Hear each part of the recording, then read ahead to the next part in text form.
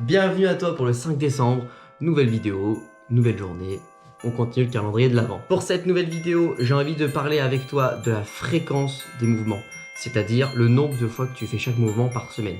Cette fréquence est extrêmement importante pour progresser en force athlétique, parce que plus tu vas pouvoir pratiquer un mouvement, plus tu vas devenir fort. Comme dans tous les sports, plus tu vas pratiquer ton sport, plus tu vas devenir fort, donc là c'est pareil avec ces mouvements. Le nombre de fois que tu vas faire chaque mouvement, en réalité, va dépendre de toi, de ton emploi du temps, de ton passé, si ça fait 1 an que tu fais de la force, si ça fait 3 ans, 5 ans, 10 ans.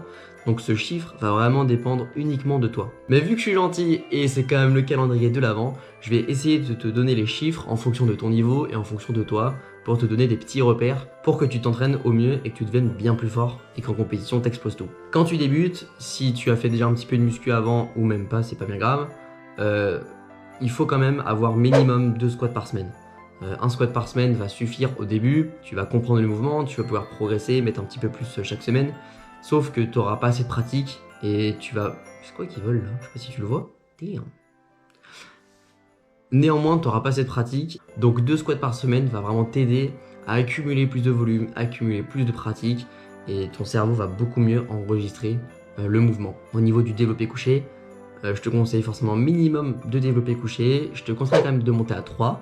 Et si tu peux, et si tu sens que tu peux l'encaisser, que tu peux bien récupérer, tu peux très bien monter aussi à 4. En revanche, il faudra que tu fasses attention à bien gérer ton volume d'entraînement et ton intensité. Si chaque séance, tu fais des grosses répétitions très lourdes avec beaucoup de volume, tu verras que tu ne pourras pas tenir sur les 4 séances. Donc ça va être à toi de gérer l'intensité, d'avoir des jours plus lourds que d'autres, des jours où tu fais plus de volume, des jours où tu fais beaucoup de technique avec une variation. Ça, c'est extrêmement important. Au niveau du soulevé de terre, en revanche, celui-là, tu peux en soi le faire qu'une fois par semaine.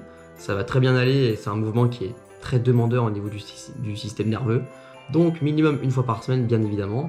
Tu peux aussi monter à 2 par semaine si tu te sens et si tu sens que tu as l'énergie et les capacités pour. Sinon, tu peux aussi monter à 3, mais là, ça va demander sur un niveau un peu plus avancé. Généralement, pour les niveaux plus avancés, on aura plus tendance à partir sur 3 squats, 4 développés couchés et un soulevé de terre entre 2 et 3.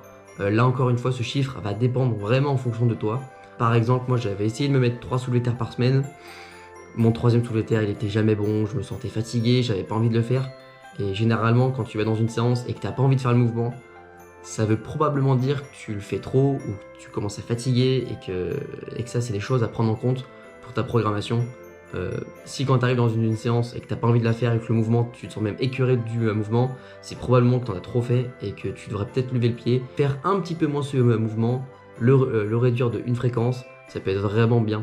Bien évidemment, la réponse idéale et la fréquence idéale, je peux pas te la donner parce que ça va dépendre en fonction de toi. Tu as forcément une fréquence idéale pour toi, mais vu que je te connais pas, je peux pas te la donner. Donc si tu pratiques l'auto-coaching, c'est comme d'habitude, tu essayes, tu testes et tu vois. Mets-toi une programmation sur 3 à 4 semaines, fais la fréquence, vois comment ça se comporte, vois comment tu le réagis, si tu récupères bien, si ça progresse, tu continues. Si tu sens que c'est trop et que tu te sens trop fatigué à chaque séance, c'est probablement que tu en as un peu trop fait. Donc voilà, j'espère t'avoir aidé dans cette vidéo. Si tu as aimé, tu peux t'abonner, tu peux liker, ça me fait vraiment plaisir comme tu peux même pas imaginer. Entraîne-toi bien, repose-toi bien et à demain. Ciao!